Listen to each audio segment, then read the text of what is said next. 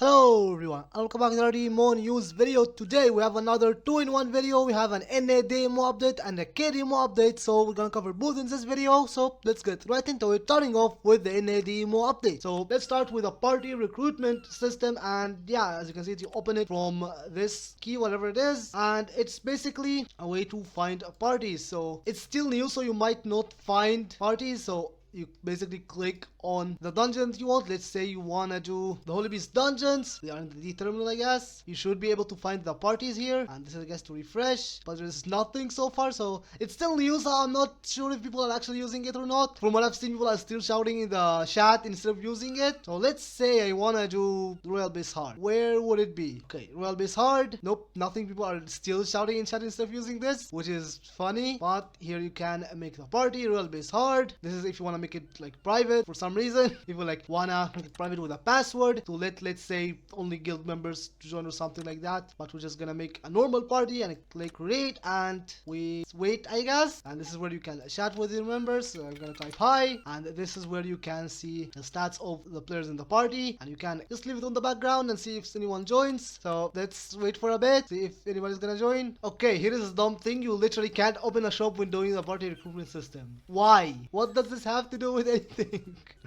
But so far no one is joining, so people are not using it. They're still shouting in the chat for some reason. I would say maybe it's gonna be similar to the exchange system. It took a few days for people to start transitioning from the old shops to the new exchange, so maybe give it a few days and everyone would be using it. But I think one thing that they should implement is that it should be available at the NPC. Instead of looking for party, you should have a matchmaking button in the dungeon menu. I guess it doesn't work here because it's not a party dungeon, it's a solo dungeon. But if you go to a party dungeon, okay, this one doesn't have a UI, but yeah, even for the party dungeon, it still doesn't have like a button here. So that's kind of the weird part about it. I think it definitely should have a button somewhere in here in the dungeon UI. Not sure where you can fit it, but maybe when you click enter, you can, yeah, instead of like making you join immediately, it should ask you to continue solo or look for a party, something like that. But yeah, that is a party recruitment system. It's still new, so I can't really show anything about it since I literally cannot find a single party, but it should be good eventually, I guess. Next, we have a new seal exchange event with additional new seals. So here are the new seals that was added to the game in this update, and all of them are obtainable from the seal exchange event from Gabumon NPC Seal Master. The second one, this is where you can get the newly added seals, and the event duration is from now, the 24th of June up until the 8th of July. Next is some cash shop events. We have the cool watermelon, which gives you the watermelon coin, which you can use to craft items including data summons. So let me quickly explain the watermelon coins. Basically, the pack gives you 5 coin each, and it costs 499 crowns, so basically 500 crown, and it gives you 5 coin, and you can use the 5 coins to either craft one digital draw ticket, or you can use it to craft other items. A random 0-unit accessory. The sealed crossloader costs 20, so 2000 crown to get, but it's a level 0. Keep that in mind. It's not gonna be a max crossloader, it's gonna be the level 0, so you have to upgrade it. And then extractor for 30, and you, so basically 3000 crown. Random awaken equipment, or one of your choice, costs 40, and then 70 for the selection, so very expensive. So for the pickup selection box, you can choose between one of the 7 U ranks, but you don't get the Digimon, you just get a data summon ticket for its banner. So we have a digital draw, and we have basically banners for 7 U ranks, and you can do a single summon using one ticket, and it gives you 6 evolution items, and these are the chances. All of the U ranks are 0.02, but the banner one is gonna be 0.10. So yeah, you are not very likely to get it, so keep that in mind. It doesn't have a pity, and it's literally 500 crown per pull, so keep that in mind. Obviously, my problem with digital draw is it doesn't have pity, and yeah, it also have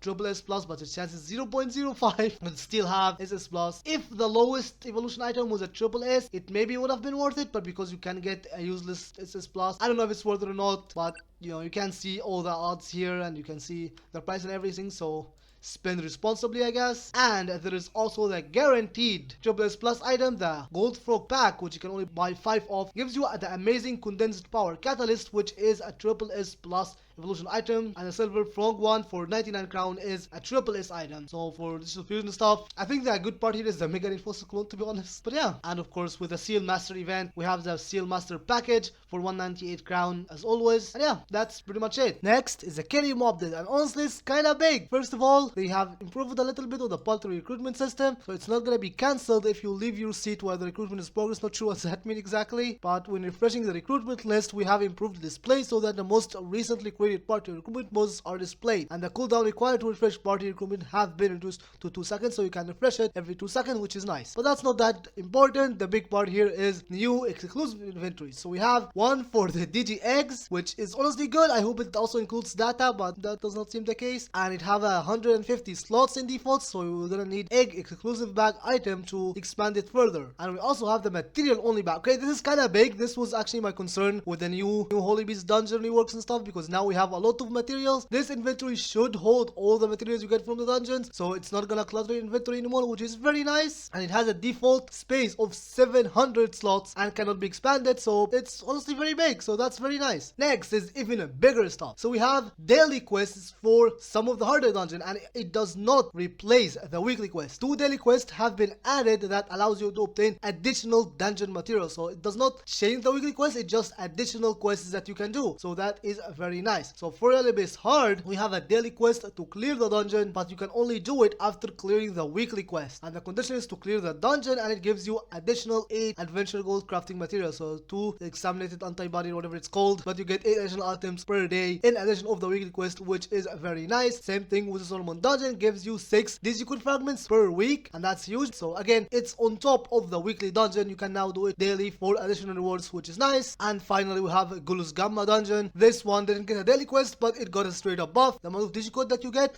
have been buffed from 4 to 7, so almost double. So that's very good. They didn't change the other items, so it's basically a net positive, which is nice. So yeah, overall some straight up good dungeon changes and some quality of life features. So overall that's a pretty good stuff. Very small but huge update. Next is the events. I'm not gonna cover them all in the details, but basically it's a prediction event related to the Dungeon Masters 2, where you get some prediction tickets and you can, I guess, place your prediction and you get rewards. So if you like successfully predicting the winner, you get all these items, and if you failed to predict the winner, you'll get those items with slightly less. I think they are like half or so, but I mean not all of them half, but yeah, you get free rewards for predicting. Even if you predict incorrectly, you still get rewards, which is nice. And lastly, another quality of life feature, the cooldown of some buffs have been changed from 15 minutes to 1 second. I think this is mostly the critical damage and skill damage buff, which weirdly have a 15-minute cooldown for some reason, so that's been changed to 1 second to be consistent with the other buffs, which is nice. So yeah, overall that is the KDMO update. Again, very minor, but these features are honestly pretty big, so happy with it. So it's a good update, and yeah, with that, thank you very much for watching. If you enjoyed the video, make sure to like on it and subscribe for more demo content, and I'll see you guys in the next video.